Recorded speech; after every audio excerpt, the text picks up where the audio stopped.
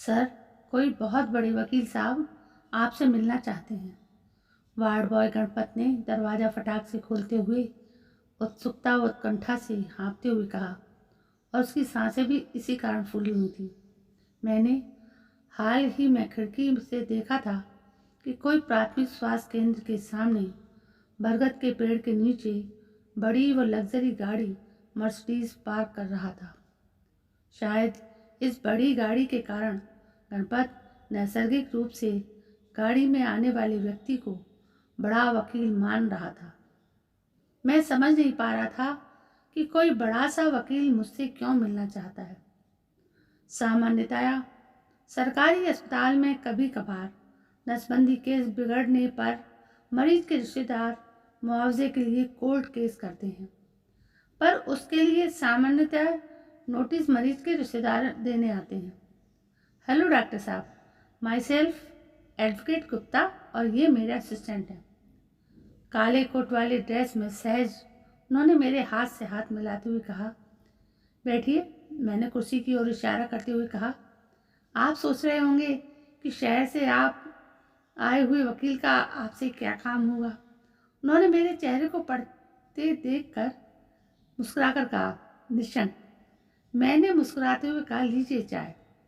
गणपत मेरे कहे बिना ही चाय लेकर आ गया था। यह गणपत की समझदारी थी या फिर पूंजीवादी का असर? यह दुर्गेश्वरी जी की वसीयत है। फाइल हाथ में लेकर मेरी टेबल पर रख कर खोलते हुए वे बोले, पर आप मुझे ये क्यों बता रहे हो, और दुर्गेश्वरी जी कौन है? मैंने हैरानगी से उनकी ओर प्रश्नवाचक दृष्टि से देखकर पूछा। मैं आपको सब इसलिए बता रहा हूँ कि दुर्गेश्वरी जी ने वसीयत में अपनी आधी संपत्ति, जिसमें एक 2 मंजिला मकान, लगभग 1 किलो सोने के गहने आपके नाम किए हैं, और आधी संपत्ति का मेडिकल ट्रस्ट बनाकर आपको उसका मुख्य ट्रस्टी बनाया है। वकील गुप्ता ने धड़ाका करते हुए आगे बताया, दुर्गेश्वरी जी वही आपकी वो मरीज है जो आपके पास दुर्गा के नाम से इलाज कराने आती थी। मैं हैरान था, उनके पास इतनी संपत्ति कहाँ से आई? वे तो बहुत ही गरीब थी, यहाँ तक कि उनके पास साधारण सी दवा खरीदने के भी पैसे नहीं होते थे। पर वे खुद कहाँ हैं? काफ़ी वे अकेली हो गई थी। भले ही उनके पति बहुत सारी संपत्ति छोड़ गए थे, उनके काफ़ी रिश्तेदार उनकी अकूत जायदाद के लिए आसपास मंडराते थे, और जिन रिश्तेदारों को उनके जायदाद का लालच नहीं था, वे उनकी जवाबदारी लेने से हिचकिचाते थे कि कौन उनकी जिंदगी भर जवाबदारियों का बोझ ले। स्वार्थी रिश्तेदार उनकी मृत्यु की कामना करने लगे, और कई रिश्तेदार अपने बच्चे उन्हें गोद देने की जिद करने लगे। दुर्गेश्वरी पर दबाव बढ़ने लगा। एक पति बिन अकेली स्त्री, ऊपर से स्वार्थी रिश्तेदार। एक रात उन्होंने अपने कानों से सुना कि उनकी हत्या की योजना बन रही है। वे घबरा गईं और उन्हें अपने घर और शहर से भागना हितकर लगा। इस देवकरण गांव में उनके बहुत दूर के रिश्तेदार रहते थे, जिनके यहाँ शादी के किसी कार्यक्रम में बरसों पहले वे आई थी। वे दूसरे दिन सुबह कुछ गहने व रकम लेकर भाग कर यहाँ आ गई थी। यहाँ अपने दूर के रिश्तेदार से झूठ बोला कि उनके पति की मृत्यु के बाद उनकी आर्थिक स्थिति बहुत खराब हो गई और कोई रिश्तेदार उन्हें रखना नहीं चाहता। इस कारण वे गांव में जिंदगी गुजारना चाहती हैं। वे लोग कृपया उन्हें छोटा सा मकान किराए पर दिला दें।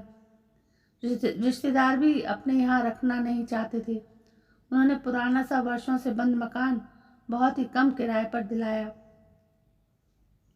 ये छोटा सा मकान व गांव उनकी हैसियत से बहुत ही छोटा था, पर उनके जीवन के लिए सुरक्षित था। उसके बाद क्या हुआ यह आप अच्छी तरह जानते हैं। यहाँ आकर कभी भी उन्होंने किसी को अपने पैसे व हैसियत के बारे में नहीं बताया। हमेशा जानबूझकर लाचार व गरीब की तरह जीवन बिताया और सरकारी योजना व अस्पताल का लाभ लिया। थोड़े दिनों बाद सब कुछ शांत होने के बाद वे बीच बीच में शहर जाती थी और अपनी जायदाद का ध्यान रखती थी, और वहाँ अपने रिश्तेदारों को यह बताती थी कि उन्होंने सब कुछ दान में दे दिया है और एक अनाथालय में रहकर सेवा कार्य करती हैं। यह सब कुछ सुनकर जो रिश्तेदार उनकी संपत्ति के भूखे थे, उन्होंने दुर्गेश्वरी जी को बहुत बुरा भला कहा। हमेशा के लिए सम्मत तोड़ लिए और जिन रिश्तेदारों को उनकी संपत्ति का मोह नहीं था, उन लोगों ने अब उनके संबंध रखना शुरू कर दिया। अब वे भले ही थोड़ी बहुत तकलीफ में जी रही थी, पर अब परिस्थितियां उनके अनुकूल और सुरक्षित हो गई थी। कुछ महीने पहले जब शहर आई थी तो उन्होंने मुझसे वसीयतनामा बनवाया और मुझे पूरी बात बताई कि क्यों वे आपके नाम अपनी संपत्ति करना चाहती हैं। और मैं भी एक दिन गुपचुप यहाँ बीच में आया था और उनके फैसले से संतुष्ट हुआ था।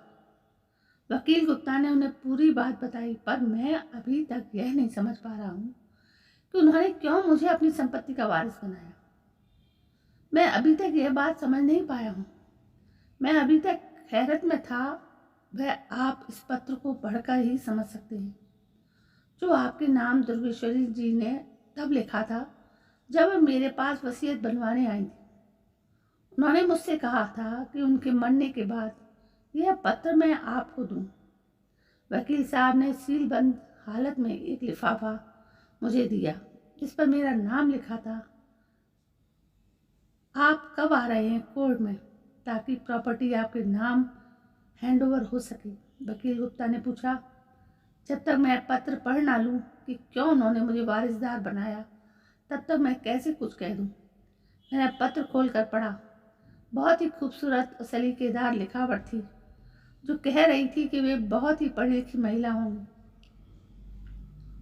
डॉक्टर साहब, मैं आपको डॉक्टर साहब की जगह फरिश्ता कहूँ तो गलत ना होगा। ना आप मेरे, बल्कि इस छोटे से पिछड़े गांव के कई गरीबों के फरिश्ते हो।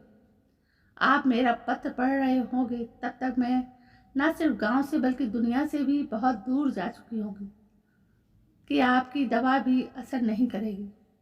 सबको एक दिन जाना होता है और मैं भी जा रही हूँ। सच बताऊँ डॉक्टर साहब, मैं शांति और संतुष्टि से जा रही हूँ, क्योंकि जाने से पहले मैं अपने पति की मेहनत और ज्ञान से अर्जित संपत्ति फरिश्ते के हाथों में देकर जा रही हूँ, जो न सिर्फ सच्चा हकदार है बल्कि इस धन का सदुपयोग भी करेगा और मानवता के काम में भी लगाएगा। मुझे अब भी वो दिन याद है जब मैं पहली बार सरकारी अस्पताल आई थी। मैं पूरी रात बुखार से तप व काँप रही थी। उस दिन मैं शहर से वापस आई थी और रास्ते में बारिश के कारण पूरी तरह से भीग गई थी। रात को छोटे से गांव में डॉक्टर नहीं होगा, यह सोचकर पूरी रात घर पर बुखार से तड़प रही थी। बहुत सुबह सुबह मैं सोचकर अस्पताल गई कि शायद नर्स या फिर वार्ड बॉय हो जो मुझे दवा दे देगा, जिससे कि मुझे थोड़ा बहुत आराम मिले। उस समय सुबह लगभग 8 बजे थे। देखा तो आश्चर्य हुआ कि सुबह सुबह केस बारी पर लंबी लाइन लगी हुई थी। घिसट कर मैं आपके चिकित्सा कक्ष में शामिल हुई। डॉक्टर साहब, मुझे बहुत तेज बुखार है, मैंने मरियल सी आवाज़ में दरवाजे का हैंडल पकड़ते हुए कहा। आपने कुर्सी से उठकर मुझे उठाया और जोर से बोला, गणपत, माँ जी को इमरजेंसी रूम में लेकर जाओ। गणपत मुझे व्हील चेयर पर इमरजेंसी रूम में ले गया, जो आपके कक्ष के पास ही था। पीछे पीछे आप आए और मुझे जांच कर नर्स को जरूरी इंजेक्शन और ग्लूकोज चढ़ाने को बोला। मैं इतने बुखार और अर्ध बेहोशी में थी, सुखद आश्चर्य में थी गांव के सरकारी डॉक्टर का फरिश्ता जैसा व्यवहार देखकर। आपके इंजेक्शन और इलाज से मैं दोपहर तक काफ़ी ठीक हो गई थी। मैं प्यास से पानी पानी बोल रही थी कि किसी ने पानी का गिलास मेरे आगे किया। मैंने घटाघट बिना देखे पानी पिया। पानी के कारण शरीर को जान मिली तो मैंने देखा कि एक डॉक्टर मुझे पानी पिला रहा है। मैं झेंप गई, बोली, डॉक्टर साहब, आपने पानी का गिलास दिया? हाँ, गणपत काम से बाहर गया है, आप पानी के लिए कह रही थी। आपने मुस्कुराकर कहा। फिर आपने मेरे परिवार वालों के बारे में पूछा तो मैंने कहा कि कोई नहीं है। तो आपको मेरे खाने की चिंता हुई और आपने चपरासी भेजकर अपने घर से मेरे लिए खाना मंगवाया। सच कहूँ, उस दिन पहली बार मेरे पति के जाने के बाद मेरा कोई दुनिया में है यह महसूस हुआ। लगा कि इस गांव में ऊपर वाले ने फरिश्ते के रूप में मेरी संतान की कमी को पूरा कर दिया। मैं पूरे 4 साल से इस गांव में रह रही हूँ और पूरे गांव वाले हमेशा आपकी प्रशंसा करते रहते हैं कि आपके इस गांव में अस्पताल में आने के बाद गांव वालों को छोटी मोटी बीमारियों के लिए शहर की ओर नहीं भागना पड़ता है। रात को भी किसी को इमरजेंसी हो तो भी आप मुस्कुराते हुए इलाज करते हैं। फिर भी आपको कई बार मरीजों को शहर भेजना पड़ता है क्योंकि आपके पास जरूरी साधन और दवाइयाँ नहीं होती हैं। मेरी बैंक में जमा रकम से मिलने वाले ब्याज से आप ट्रस्ट बनाकर जरूरी दवाइयाँ और साधन लेकर आए, जिससे मैं इस गांव के प्यार और सुरक्षा के बदले आभार जता सकूं। आप भी दूसरे डॉक्टरों की तरह शहर में नर्सिंग होम खोलकर प्रैक्टिस करके लाखों करोड़ों कमा सकते थे, वैभवशाली जिंदगी जी सकते थे, खुद का बहुत बड़ा बंगला बनवा सकते थे, विदेश घूम सकते थे। पर आपने गांव में सेवा करने का प्रण किया।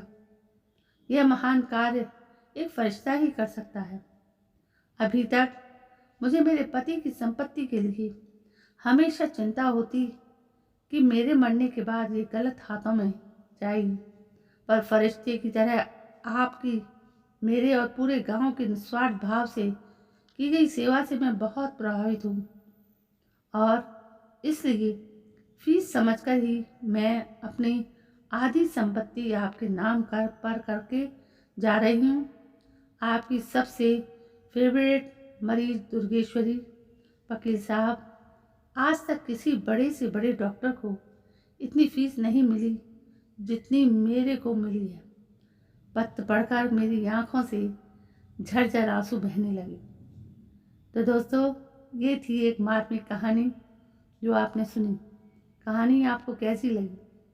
कहानी तो बहुत शिक्षाप्रद होती हैं, लेकिन शायद लोगों को ऐसी कहानियाँ पसंद नहीं आती। इसलिए आप देख लें कि मेरी कहानियों पर लगभग व्यूज़ ना के बराबर रहते हैं। कोई बात नहीं, मैं अपना फ़र्ज पूरा करूँगी क्योंकि मुझे कहानियाँ आप तक पहुँचानी है।